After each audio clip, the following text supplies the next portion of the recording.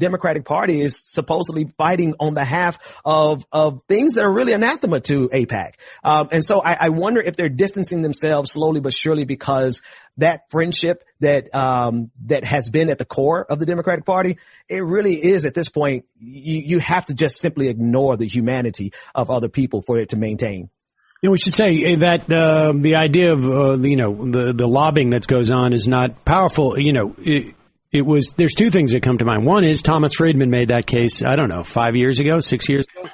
But also Ilhan Omar made that case 2 years ago, was it? Yeah. And maybe 2.5 years ago. And Nancy Pelosi basically walked all over H.R. 1. The rollout of H.R. 1 at that time, after the Democrats had taken Congress, to run to be the first to, basically throw Ilhan Omar overboard. And what's fascinating to me is that over the course of those 2.5 years, and I don't know if it's like you say, like maybe it was the Floyd protests. Yeah. Maybe it is just generational. Like there has been a shift over the past couple of years where the ballast has moved a little bit in the Democratic Party, where younger people just have more authority in the context of the Democratic Party and more control over messaging because of social media. But Ilhan Omar, now has the idea that they would attack her. Now, no, they cannot do that. And they're not doing it. I mean, obviously there's AIPAC is, but, but it's not being joined by, people who are ostensibly Pelosi, right? Exactly. Right. And so, that I think is a fascinating turn, just to watch. But look at what the price of that turn, right? How much it cost. It literally cost the lives of children and women and seeing their bodies broken on social media and seeing, bombings on, because if had Benjamin Netanyahu not really overplayed his hand, right? If I could be so coy as to compare it to a poker hand, he really thought that he could get away with it this time, right? At the same level. Had he not overplayed his hand, I'm pretty sure we would still see some of that same reaction from people like Nancy Pelosi. But it's so egregious at this point that you can't help but to look at what Ilhan Omar is saying and say, well, damn, she's right. And if I speak out against her, then I'm going to look wrong. So I think it may just be a result of Nancy Pelosi being pushed into a corner because of how egregious these last 11 days have been. Interesting. Yeah. And all right. So let's turn to, we've established this dynamic, Joe Biden, a bit of a cipher in this, circumstance. Good. I repeat what I said, in the run up to the 2020 election, which is Joe Biden's my second favorite type of politician, a cipher, who, has really no sort of necessarily, core other, ideology other than wanting to be, firmly in the middle of the Democratic Party. So the more you pull on the left, the further left he'll come. There's only so much pulling you can do, but it's because there's forces pulling him to the right as well. Right. Yeah, let's turn to another set of domestic politics, and that is this vote for this January 6th commission. On one hand, I'm like, whatever.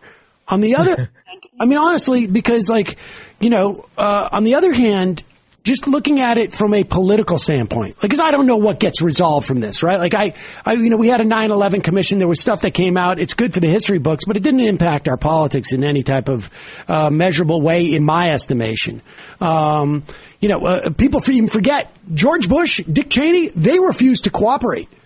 At one point, they only had they allowed Bush to be interviewed for 15 minutes, as long as Cheney was there, whispering in his ear, literally.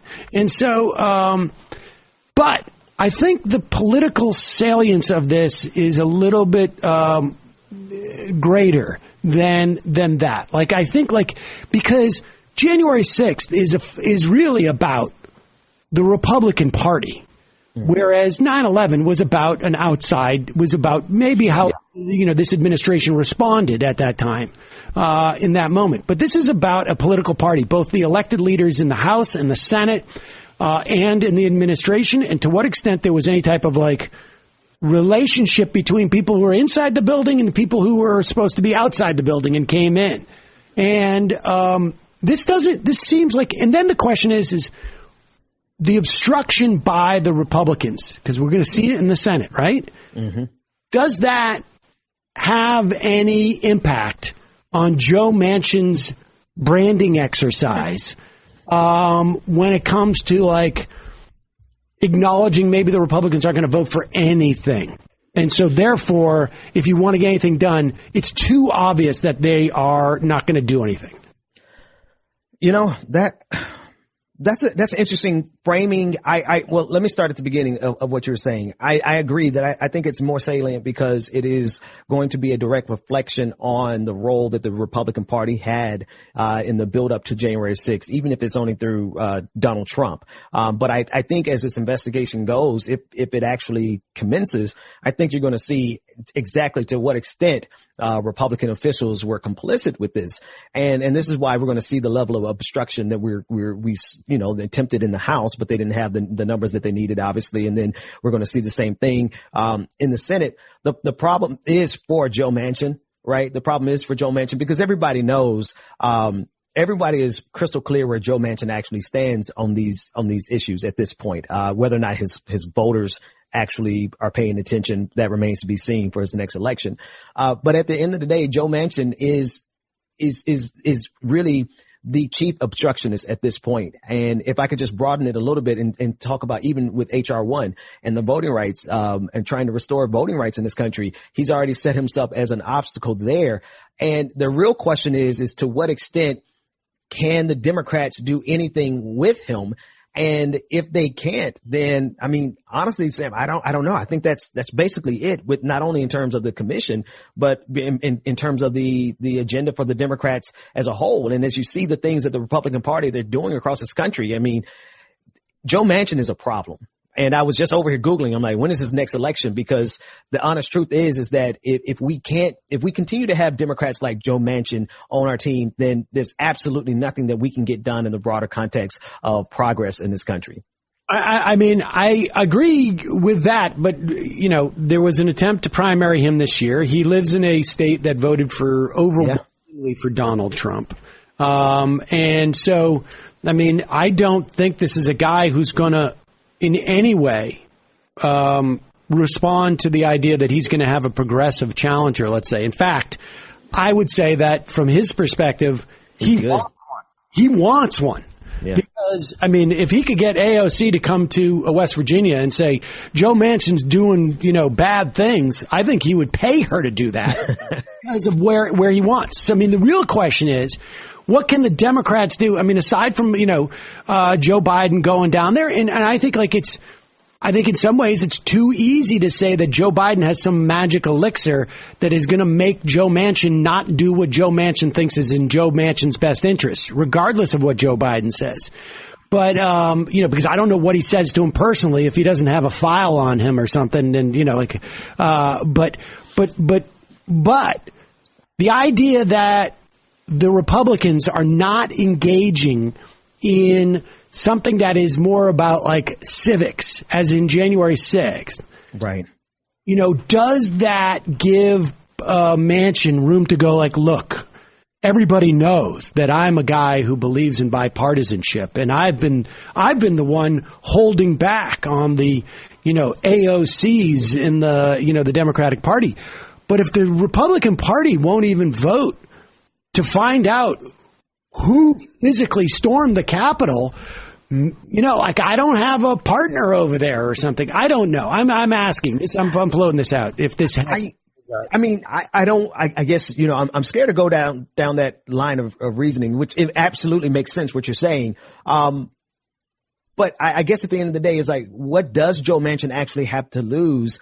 Because if he is as secure in his seat as he knows that he is, and he already stands in opposition to a whole lot of things that the Democratic Party wants, he can weather a couple of news cycles. And at the end of the day, it really just it really just depends on how much political pressure can be put on him from the Democratic Party right now, like internally, but he has a strong hand to play, being he's made himself the centerpiece of the conversation in almost every issue we've seen so far. I think and I don't know to what extent, the upcoming, deliberations that the Supreme Court is going to have on the Mississippi, abortion case. I don't know to what extent that would have a negative impact on him in his home state. But I do know that case probably can shift the balance in the Senate if it goes the way it most likely is going to go. And so I'm saying that in the long term, I don't really see a short-term solution to Joe Manchin, and he knows that. So we really have to look at like what potential do we have in 2022, 2024. And then here's the last thing about it. It really adds a lot of fuel to the fire when we're talking about voting blue, no matter who. It absolutely just obliterates that argument. No one can ever ask us to do that again when we have somebody like Joe Manchin who's literally standing in the way of even our ability to vote. To me, I mean, like, Joe Manchin gets a lot of press in this area because of, just I think how much he centers himself. Mm-hmm. To me, the biggest obstacles are like Mark Warner and Sinema in Arizona. I mean, those, like, as Sam has said throughout this, President Manchin era, it's a branding exercise for him. So that's a lot more malleable than, say, I think Sinema, who has, some sort of deep adherence to this kind of iconoclastic image she's trying to present. It's a branding exercise in and of itself. The Warner example is probably a better one. He represents industry. He represents capital. And I think that's very different than what Manchin's doing here. Well, I mean, Manchin does that too. I think Warner just does it in a quieter fashion. And he's going to, his agenda is more ideological on some level than Manchin's. But I mean, Manchin's beholden to I think the coal industry. But the bottom line, though, is this: is that at one point we are now. It is now basically June 1 for the sake of my math, so that I know 6 months have passed. As opposed to trying to calculate. I think we're 3 or 4 months, and that's it. I mean, if we don't, this is the next 90 to 120 days, it seems to me, and a big chunk of that they're going to be on recess, is going to dictate, essentially the Biden term and how badly the Democrats do in 2022. There have been sort of there's different, it depends on what you want to look. There was, in Georgia, as you know, I'm sure you know this story of, the Republicans held these sort of town meetings, and they were overwhelmed with participation. People coming out of the woodwork who participated in their, Georgia state, Republican Party, stuff that they are heavily energized by this whole stop the steal thing. And Trump voters who came out who had never participated in these things before. Now, that could be just an internal struggle, but I there's reason to believe it's more than that. And, just in terms of enthusiasm and whatnot, 2022 rests in what happens over the next, 30, 90 days. You may get a situation where a Warner steps in and is like, we're gonna kill the tax increase and the step up basis on state taxes and whatnot. It's really just a question, though, ultimately, of Manchin signing on to the filibuster. And it's hard to imagine that Sinema, who has her own branding exercise, like you say, Emma, is able to be to the right of Joe Manchin. Right? Because Joe Manchin has an excuse. He has 60%. He's in a 60% Trump state. Kristen Sinema is not. And so there's going to be a lot more heat on her. She needs to draft, essentially. I think she relishes in it. Well, it'll be interesting. And Manchin feels pressure when it comes to that stuff. We saw him kind of respond. I guess. I haven't seen Kristen Sinema get out ahead of Joe Manchin on anything. And I don't think she will, but she might. You might be right about that, but I have a feeling that Joe Manchin, it's just much harder for Joe Manchin, for Kristen Sinema, if she's out there on her own limb without Joe Manchin. And so I guess we're going to know about this. It's really just going to come down to filibuster reform. Yeah. Yeah. And I think I mean, Joe Manchin has kind of made himself. Well, no, he hasn't made himself clear on that because at one point he stated that he was open to to a standing filibuster, and I think he walked that back later. It's been a long couple of months. But to that end, though, the Democratic Party